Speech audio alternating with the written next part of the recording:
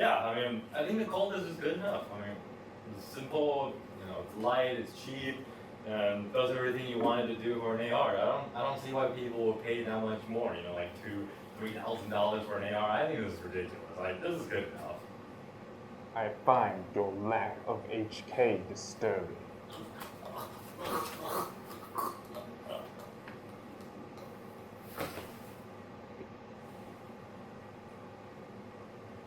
Join the dark side.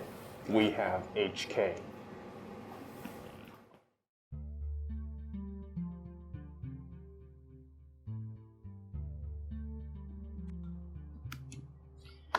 All right, guys, we have another fireside chat here today, and basically today we're actually going to be looking at an HK416.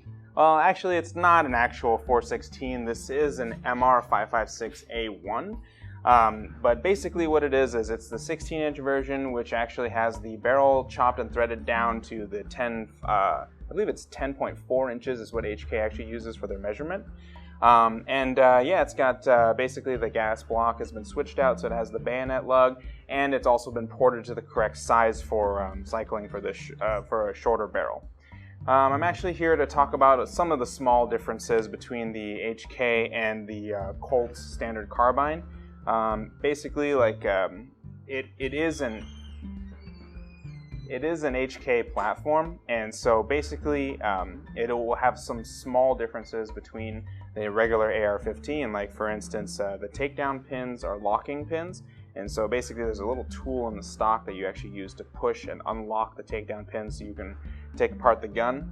And because it is a piston system, it actually has instead of just the gas tube up here, the rail itself and the upper is a little bit taller than the regular ARRs, so that you can actually have a piston system housed inside there. And basically it vents gas forward, and it allows you to regulate the gas so that if you're shooting suppressed, it'll be a little bit more efficient than just a standard DI system.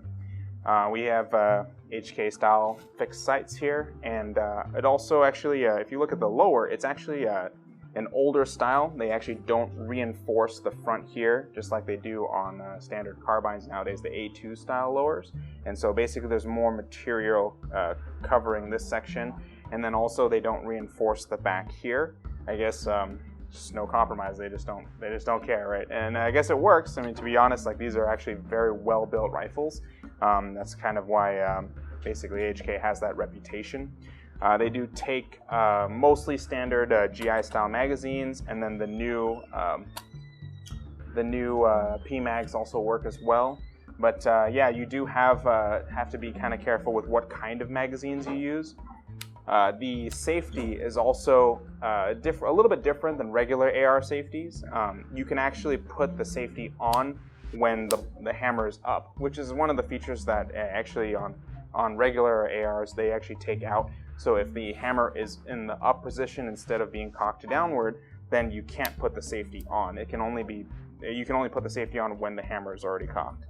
Other than that, though, everything is very similar in terms of operation. Use standard Picatinny rails. You can use whatever, same stock, same grip, and all that kind of stuff. But very cool rifle. It's a little bit front heavy, I will say that, but at the same time, it's not a huge bother. Although if you are putting a lot of stuff on here, like lights, foregrips, and whatever, then it's going to increase the weight significantly.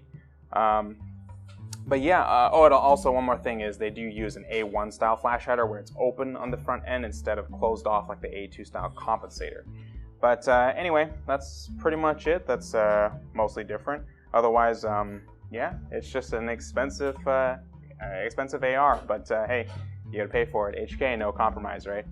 Anyway, if you like the video, please like and subscribe. We have more videos coming up, basically with just these kind of reviews and like also different stuff that we like to do. So yeah, if you liked it, just give us a like. And then also we have a Facebook page now as well.